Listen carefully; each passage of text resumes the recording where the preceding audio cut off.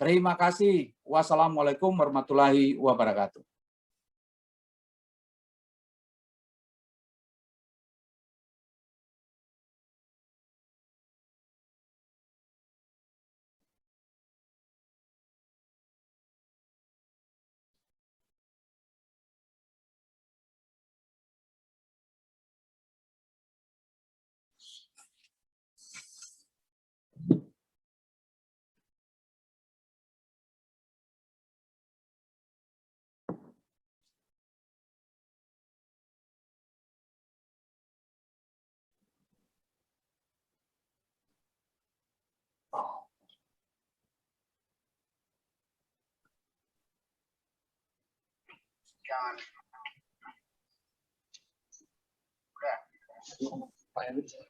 Pak Erwin, silakan Pak.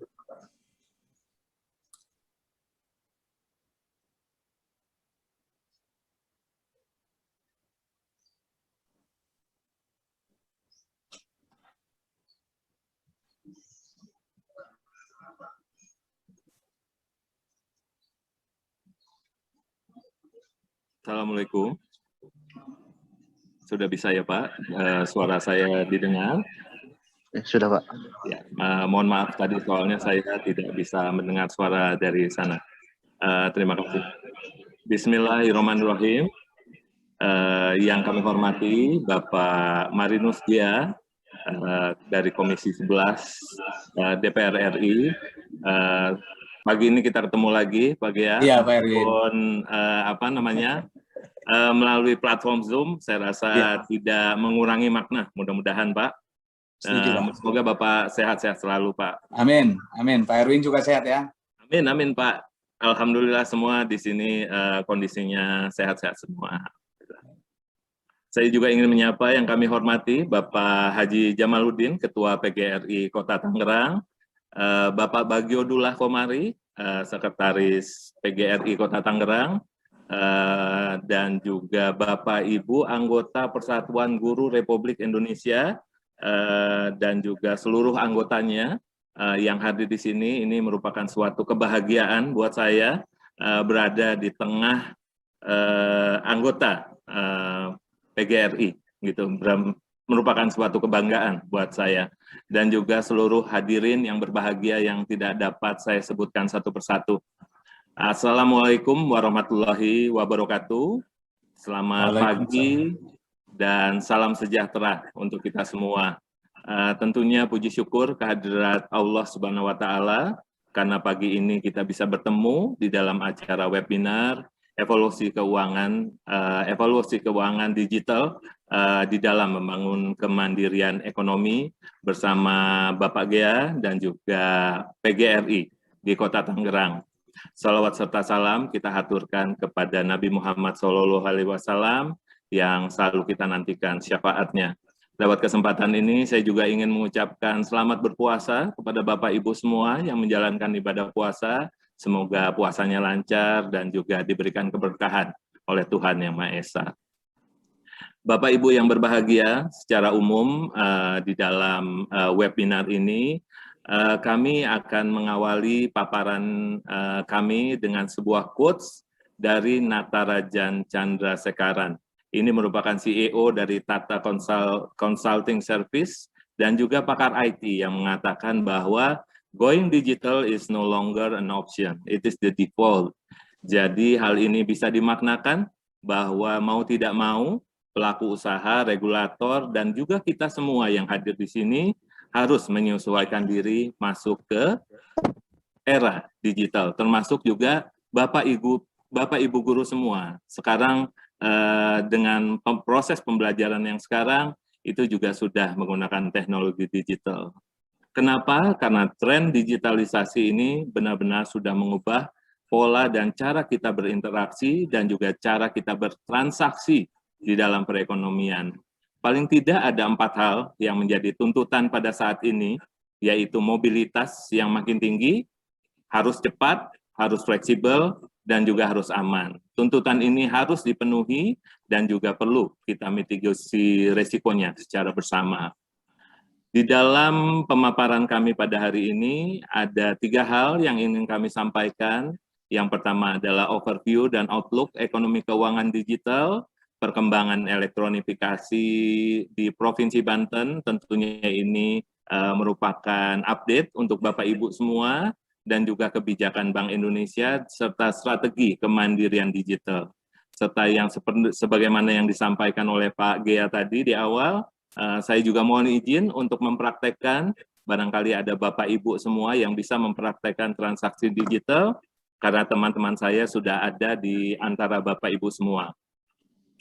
Kemudian kita lanjut ke slide berikutnya, ini bisa tampak bahwa tren digitalisasi saat ini bergerak dengan cepat, mempengaruhi sendi-sendi ekonomi, tidak hanya di ekonomi saja, tetapi juga memasuki kehidupan sosial. Dan Indonesia punya kesempatan emas untuk memaksimalkan tren ini guna mendorong output perekonomian.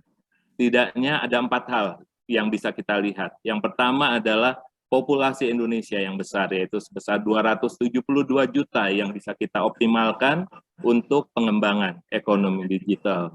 Yang kedua adalah konektivitas, dukungan konektivitas dari kepemilikan telepon genggam atau HP, yang jumlahnya itu 338 juta ataupun sebesar 124 populasi, 124% dari populasi. Dan yang ketiga adalah pengguna internet di Indonesia ternyata cukup aktif, yaitu sebesar 175 juta jiwa dengan tingkat penetrasi yang cukup tinggi, yaitu sebesar 64%.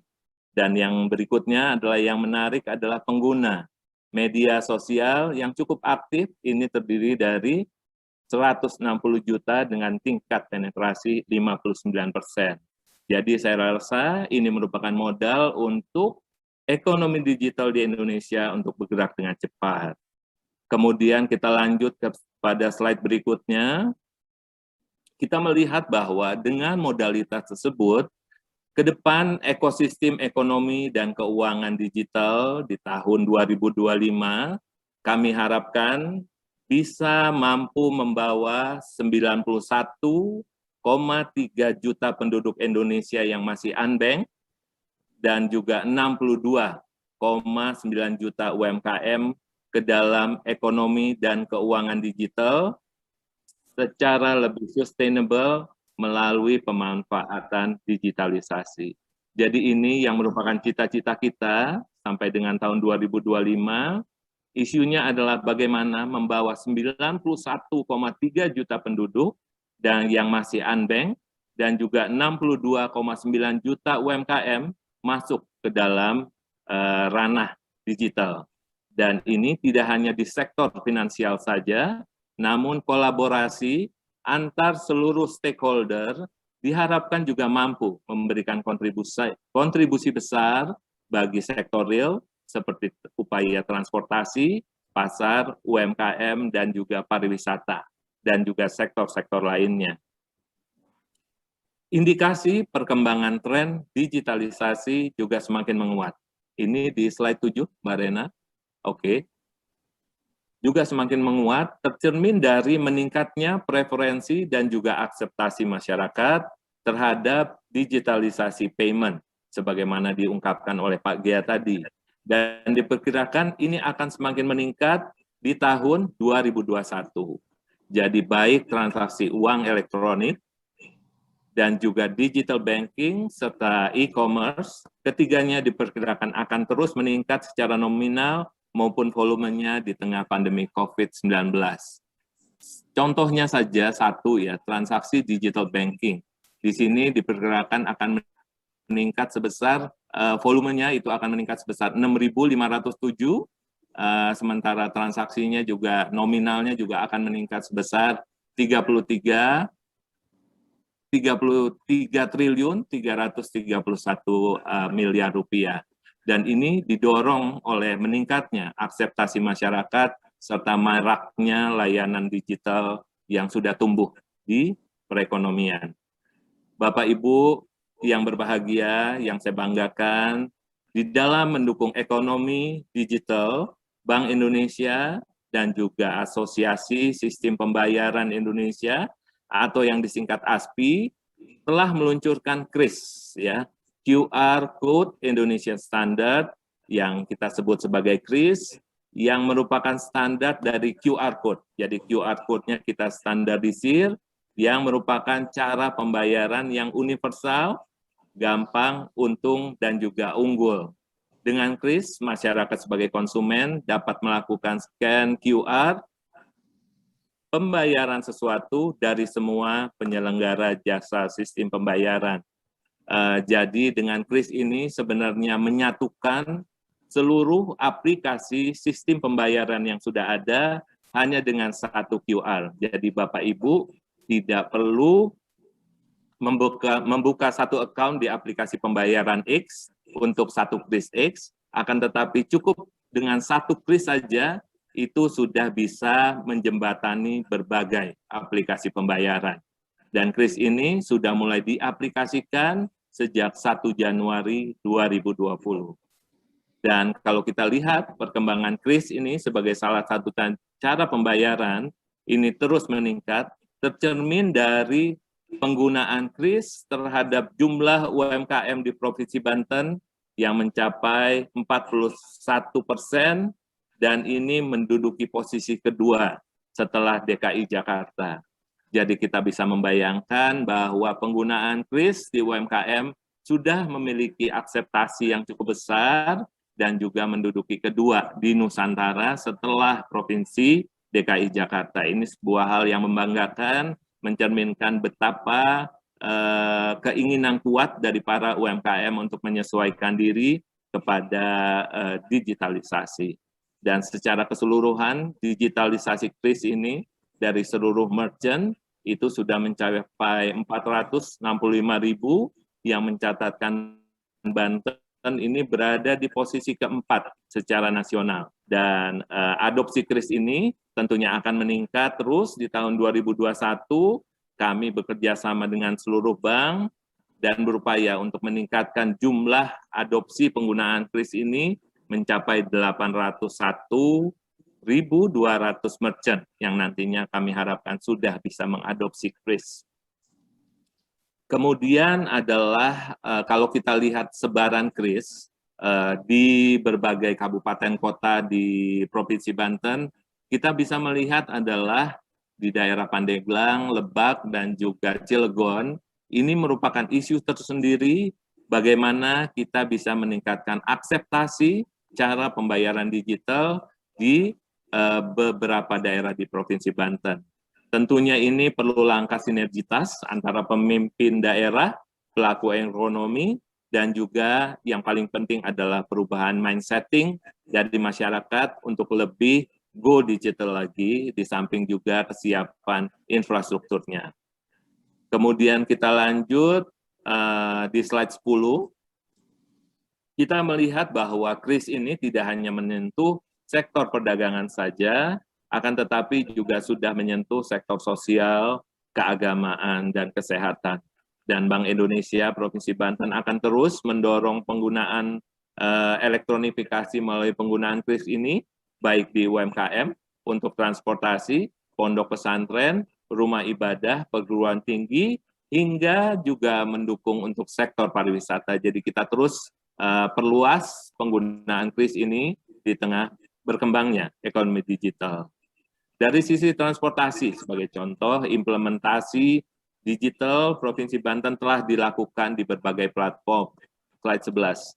Ya, di slide 11, sebagai contoh, layanan bis Damri yang telah menerima pembayaran secara non-tunai menggunakan KRIS dan juga uang elektronik chip base. Tidak hanya bis Damri saja, ada BRT Kota Tangerang, ya, BRT Kota Tangerang juga telah mampu menerima pembayaran melalui KRIS, dan ini tentunya sebuah hal yang membanggakan bagaimana KRIS sudah merambah kepada sektor transportasi, dan tentunya ini berupaya untuk memberikan kemudahan bagi masyarakat. Dan yang kedua, transaksi pemerintah daerah, dan berdasarkan pemantauan kami, ini telah 100% mengimplementasikan elektronifikasi transaksinya, baik transaksi pendapatan dan juga belanja. Ini merupakan bagian dari percepatan dan perluasan digitalisasi daerah, di mana Provinsi Banten ini sudah memiliki 5 tim percepatan dan perluasan digitalisasi daerah. Dan hal ini juga kita lihat dari indeks capaian elektronifikasi, di mana Lebak, Tangerang, di kota maupun Kabupaten Tangerang merupakan 3 kabupaten atau kota yang memiliki indeks capaian elektronifikasi yang cukup tinggi. Kemudian kita lanjut ke slide 11. Elektronifikasi juga merambah kepada pemberian bantuan sosial, di mana di sini kita melihat untuk pemberian bantuan sosial juga telah dilakukan elektronifikasi, dan tantangan kita di sini adalah bagaimana kita bisa mengkonektivitas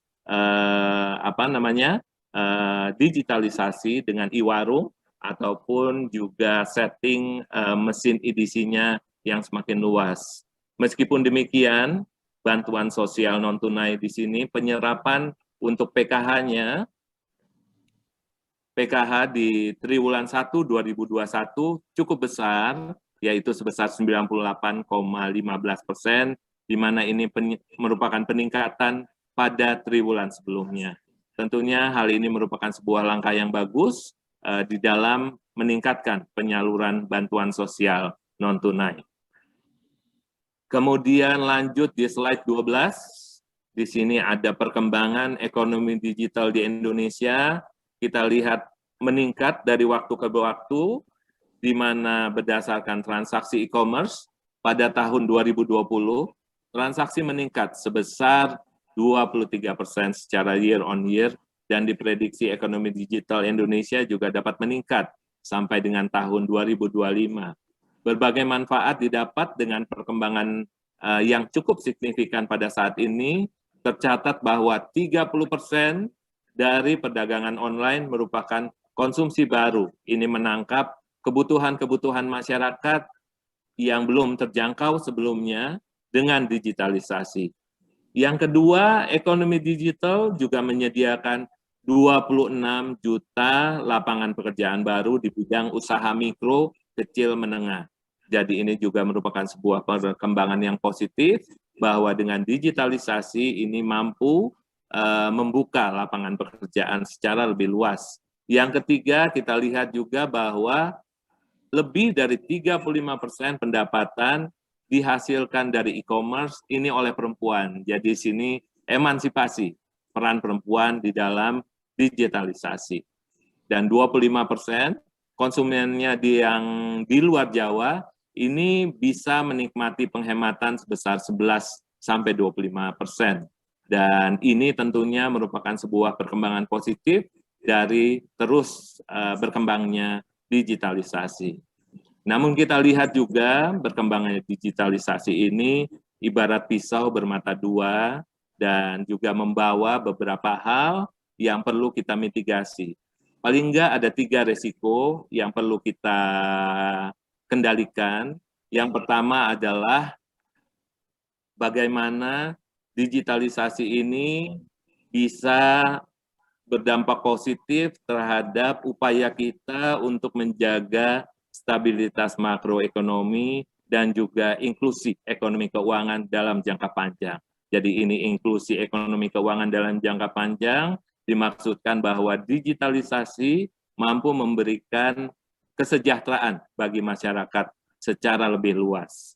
Yang kedua, resikonya yang perlu kita mitigasi adalah harus terjaganya kredibilitas dan juga integritas, sehingga kepercayaan masyarakat pada sistem keuangan akan terus terjaga.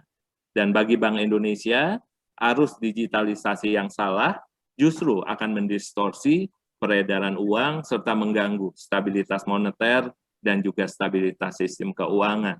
Jadi ketiga risiko ini perlu kita kelola bersama melalui sebuah pengaturan, melalui sebuah regulasi, akan tetapi pengaturan dan regulasi tersebut harus seimbang, jadi industri digital itu bisa tumbuh, sementara regulasinya juga bisa memberikan iklim yang sehat bagi terus berkembangnya ekonomi digital di Indonesia.